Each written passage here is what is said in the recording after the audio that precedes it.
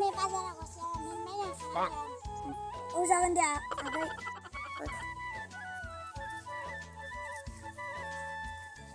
लोगो मा खबर मोजाङानो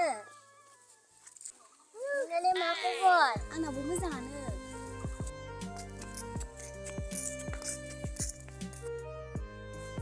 लोगो मायाव थांनो आदासो बाजाराव थांनि र' आगैमोनालाय मायाव थांनो जोंबो बिदिनो थांनि र' होमबालायथ' जमा थांनि बिदिब्ला थांसै